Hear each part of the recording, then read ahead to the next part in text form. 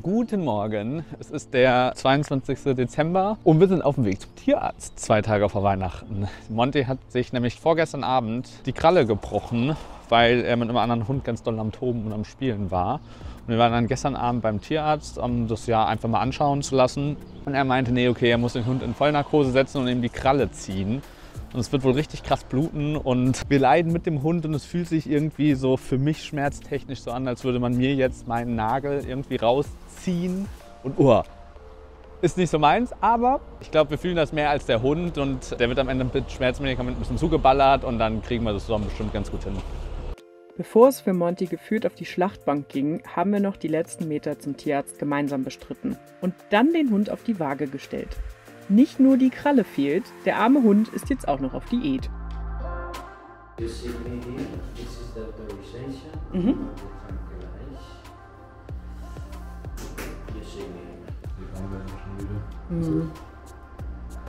Pass auf, dass der gleich nicht umfällt, das kann passieren.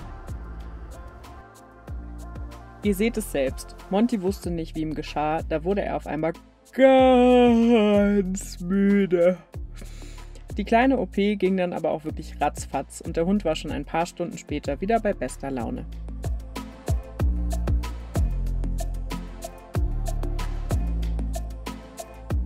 So, Monty geht soweit super. Die OP ist jetzt 2 Tage her und er läuft seitdem, also wir haben ihn jetzt nicht groß toben lassen und auch nicht groß so Spaziergänge gemacht, weil der Doc meinte, das sollten wir nicht machen. Das ergibt ja auch Sinn. Trotzdem läuft er mit der Pfote super und den tritt gut auf und er hält jetzt nicht irgendwie komisch hoch in die Luft oder so Geschichten. Von daher ist das ganz gut. Wir machen jetzt eine tolle Wanderung und dann darf ab morgen der Verband auch mal ab. Wir sind heute auf jeden Fall erstmal in Kalp unterwegs. Und hier gibt es so eine kleine Halbinsel mit so einem unfassbar hohen Felsen. Und da soll man ganz schön hochlaufen können. Das wurde uns von verschiedenen Seiten empfohlen und das machen wir jetzt. Es gibt da irgendwie einen Tunnel und ich bin mal ganz gespannt, wie die Wanderung überhaupt wird, weil gerade wenn man so in den Google-Rezensionen guckt, dann hört man 50 gegenteilige Meinungen. Die einen sagen, es ist super entspannt, man kann dann 1,5 Stunden super easy hoch. Die nächsten sagen irgendwie nach, weiß nicht, dem Tunnel kann man nicht mehr weitergehen, weil es zu gefährlich ist. Ich freue mich also.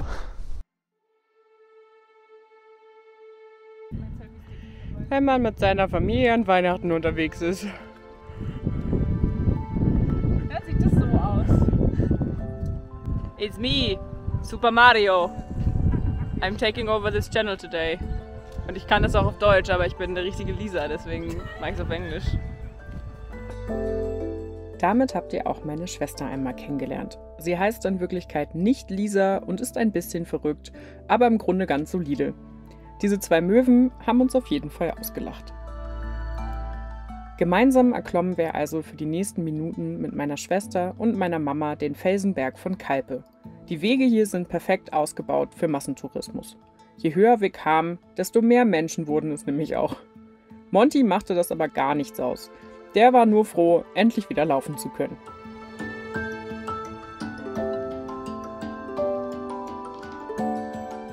Schließlich mündete unser Weg in einen kleinen Tunnel, in dem eine Bombenakustik herrschte. Auf dem Rückweg sollte diese noch genutzt werden.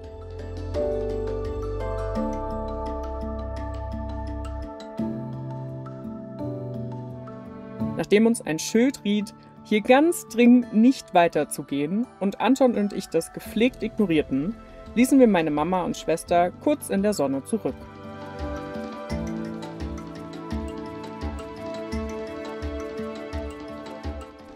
Wir sind den Berg wieder runtergekommen, Mutti ist jetzt unten, Anton ist noch oben. Und wir haben ein Gratiskonzert gegeben. Spenden werden gerne angenommen. Ihr habt es leider gar nicht gehört, aber es gibt so einen krassen Durchgang hier durch den Berg durch. Und Das ist besonders krass. Er ist besonders krass. Er ist krass. So doof. Aber es gab da auf jeden Fall eine sehr schöne Akustik und die haben wir genutzt. Ja, aber denkt dran, der Berg war richtig krass. Also der Durchgang war wirklich krass. Ja, habt ihr auch Geschwister? Ist es nicht schön? Ja, schön, danke. Ich kann so nicht arbeiten. Möchte ich noch was sagen? Nee, ich gehe jetzt weiter. Tschüss, Leute. Ich glaube, die Leute könnten denken, dass du besoffen bist. Nee, ich bin immer so. Das ist richtig, ja. Auf jeden Fall, Anton braucht noch ein bisschen, bis er wieder hier unten ist. Der ist nämlich noch deutlich weiter gelaufen, aber es wurde da sehr glatt und Monty hat ja noch so eine kleine Pfotenverletzung. Deswegen bin ich dann umgedreht und die Sonne scheint mir voll ins Gesicht. Aber war eine sehr schöne Wanderung jetzt soweit. Für Mutti war es zu schattig, deswegen geht's jetzt Kaffee trinken in der Sonne.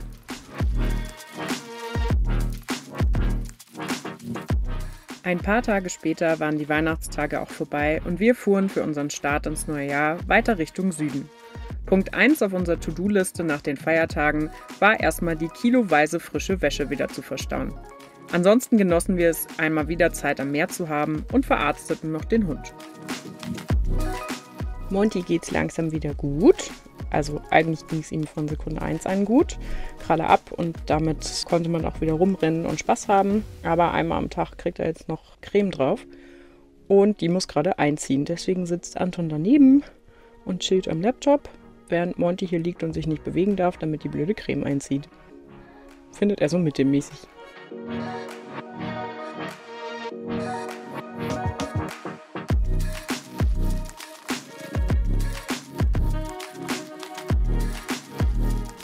Wir gehen jetzt auf einen Deluxe-Golf-Kurs. Das sollen richtig krasse Flächen hier sein und ich bin immer heftig im Wettbewerbsfieber und ich werde Jule hier gleich abziehen. Und ich freue mich hardcore drauf. So ein bisschen Challenge-wettbewerbsmäßig, das haben wir lange nicht mehr gemacht. Und das jetzt zu machen, ist schon richtig geil. Also ich habe richtig Bock, Jule gleich abzuziehen. Die weiß von ihrem Glück natürlich noch nichts. Und ich muss mir jetzt aber noch überlegen, um was wir wetten, weil Gewinnen ohne Wetteinsatz macht ja nur halb so viel Spaß. Und deswegen lasse ich mir gleich noch was einfallen. So einen schönen Urlaub in der Karibik, 2 Wochen oder irgendwie so in die Richtung. Und dann gewinne ich schnell und zeige euch das und dann können wir weiterfahren. Prost, Gott.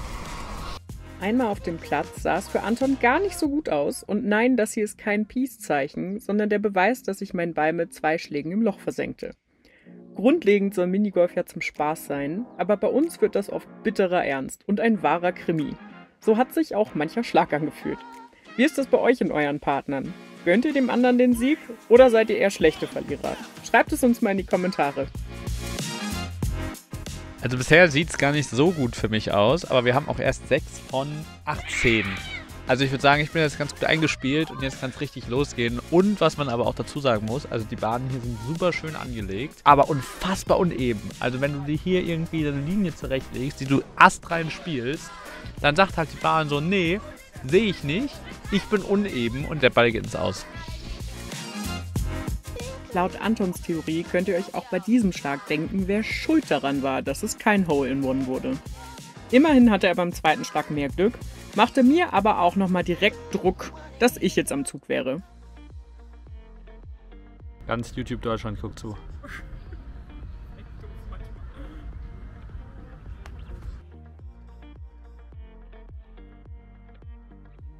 Wir haben dann ganz entspannt unsere Runde beendet. Während Antons Lieblingszahl bestimmt nicht die 11 wird,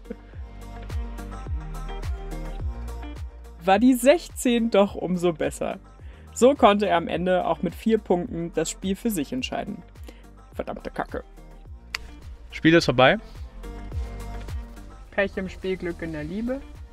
Ja, Monty hat gewonnen, würde ich sagen. Zumindest den Beifahrersitz. Das war der Wetteinsatz. Das stimmt. Ich habe den Beifahrersitz leider nicht gewonnen. Ich bleibe hier auf dem Fahrersitz. Aber es war trotzdem ein sehr gutes Spiel. Wir haben die letzten Tage auch nicht ganz so viel für euch gefilmt, weil Weihnachten, aber auch weil wir mit meiner Familie zusammen die Zeit verbracht haben und es da ein bisschen langsam haben angehen lassen. Und nachdem wir uns jetzt 3 Tage vollgefressen haben, geht es jetzt auch wieder weiter mit unserer Tour. Und dann freuen wir uns, Silvester ganz in Ruhe zu verbringen, damit der Hund vom Geböller nicht so traumatisiert wird. Und danach geht es dann sehr wahrscheinlich Anfang, Mitte, Ende Januar, irgendwie so, nach Marokko.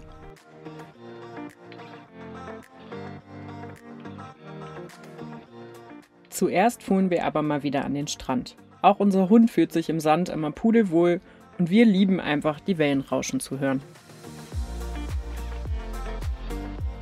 Wir sind hier in der Region unter Murcia und sind am Strand tatsächlich heute aufgewacht. Und es war aber gar nicht so schön, weil hinter uns irgendwie die ganzen Hochhäuser waren und die Küste zugebaut ist. Und haben deswegen gesagt, wir fahren jetzt hier in den Nationalpark und hier ist die Küste tatsächlich nicht zugebaut. Das ist so ein bisschen einsame Prärie. Ich dachte eben tatsächlich schon, es ist so ein bisschen so ein Sandstrand wie auf Hawaii. Ich glaube, er müsste noch ein bisschen gelber sein, aber er hat schon die fast perfekte Farbe. Und es sind jetzt einfach noch ein paar Angler unterwegs. Den gucken wir jetzt so ein bisschen zu und gucken mal, ob die irgendeinen Fisch fangen. Und ja, laufen dann uns noch so ein bisschen einfach durch den Nationalpark, bevor es weitergeht.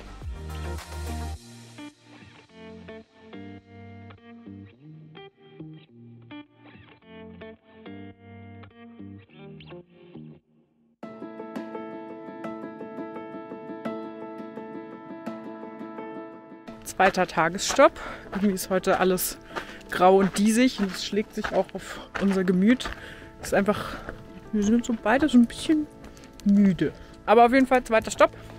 Wir sind an einer Schlucht angelangt und hier habe ich online irgendein cooles Foto gesehen, wo jemand halt so durch die Steine durchgelaufen ist. Und das wollen wir jetzt auch mal machen. Auf dem Weg runter trafen wir 2 Spanier, die ganz entgeistert waren, hier Touristen zu sehen. Die Schlucht sei wohl ein ziemlicher Geheimtipp. Wir schreiben euch all unsere Stops in die Beschreibung, dann könnt ihr selbst mal recherchieren, ob es euch einen Stopp wert ist. Wir sind jetzt gerade im Speed-Modus durch die gesamte Schlucht gelaufen. Für Monty war es besonders spannend. Das war richtig fancy. Auf einmal ging es ja quasi eine Steilwand hoch und der Hund natürlich immer im Voraus gelaufen gewesen. Und es schon halb irgendwie versucht, diese Steilwand, die halt wirklich so hoch ging, irgendwie hochzuklettern. Und es hat halt aber nicht so richtig funktioniert und er ist halb abgerutscht. Also bin ich hoch und habe ihn immer so ein bisschen mitgezogen. Ich habe ihn gar nicht groß hochgezogen, aber halt immer quasi so den Halt gegeben, dass er nicht wieder runterfällt. Er wollte aber da hoch. Er wollte da hoch. Also er wollte da hoch, weil Anton da als erstes stand und hoch wollte. Und dann hat der Hund gesagt, okay, ich komme mit. Aber hat funktioniert.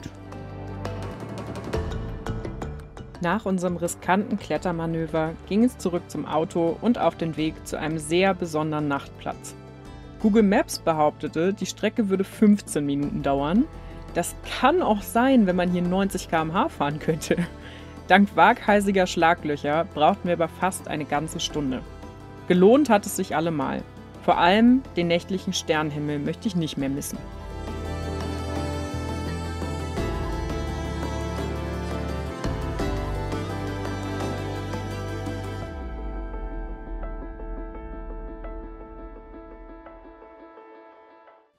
Zwischenzeitlich wurde Anton ein wenig langweilig. Warum also nicht mal hinten auf die Trittstufe stellen und so mitfahren? Das Nackenkissen war hierbei die obligatorische Schutzkleidung. Oder er hat es einfach vergessen, im Auto zu lassen, aber das würde er nie zugeben. Nach weiteren 2 Kilometern kamen wir auch endlich an unserem Schlafplatz an und genossen die Stille der Berge.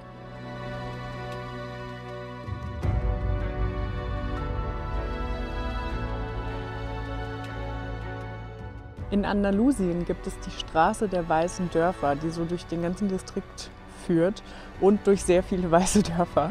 Und ich glaube, um sich alle davon anzugucken, bräuchte man ein halbes Leben.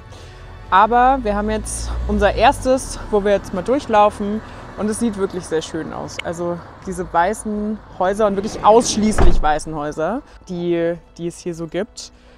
Und dann eben in den Stein gehauene Gebäude. Wir sind gespannt, was wir jetzt so entdecken können. Eigentlich wollten wir in dem Ort Frigiliana nur mal kurz Halt machen und ein Eis essen. Am Ende zog uns das Städtchen aber so in seinen Bann, dass der Eisladen schon geschlossen hatte, als wir dort ankamen.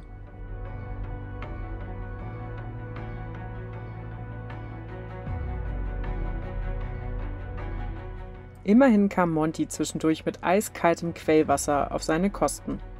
Durch die kleinen Gässchen liefen wir eine Treppe nach der anderen hinauf und ganz ehrlich, dieses Dorf wurde einfach immer schöner.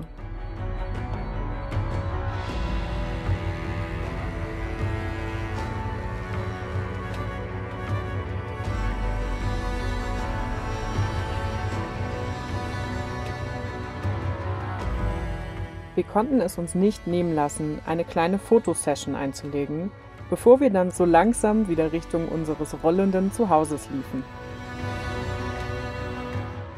Es ist einfach eine unfassbar schöne Stadt hier. Wir gehen jetzt tatsächlich aber schon wieder ein bisschen früher weiter, weil heute Silvester ist und in der ganzen Stadt knallt schon überall und Monty ist so ein bisschen sehr schissrig und den Schwanz schon irgendwie eingezogen. Deswegen sagen wir jetzt, wir müssen jetzt nicht noch auf seine Kosten hier quasi die Stadt noch schön erkunden, sondern das war jetzt so schön und jetzt gehen wir lieber wieder und geben ihm ein paar Stunden Ruhe. Etwas überhalb von Frigiliana fanden wir einen tollen Platz, an dem wir die nächsten 2 Nächte inklusive des Silvesterabends ganz ungestört verbrachten. Fürs Lammohr tun wir absolut alles. Platz! Sitz! Ah ja. Gut. Warten. Und los! Happy Talk! Wir sind mittlerweile weiter runter die Küste und haben es nach Malaga geschafft. Und heute Morgen waren wir hier schön mit Philipp, einem Freund von Anton, frühstücken. Philipp und jemand zum Anstand.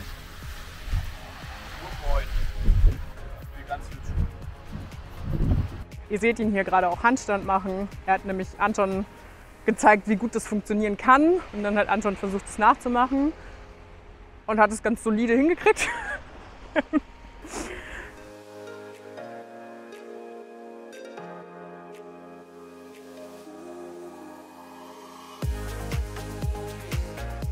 Ja, und jetzt laufen wir sehr wahrscheinlich zurück zum Auto. Grundlegend gefällt uns die Stadt, aber es ist auch hier wieder relativ voll und bisher hat uns irgendwie nichts gecatcht, was wir uns gerade anschauen wollen.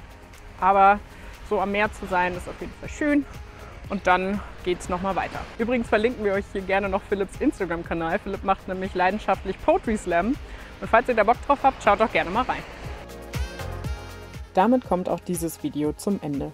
Verpasst nicht, wie wir nächstes Mal einen wilden Jungstier in der Arena von Ronda zähmen und Anton mal wieder fast von einer Brücke stürzt. Wenn euch dieses Video gefallen hat, dann lasst uns gerne mal ein Like und ein Abo da, damit ihr nichts mehr verpasst.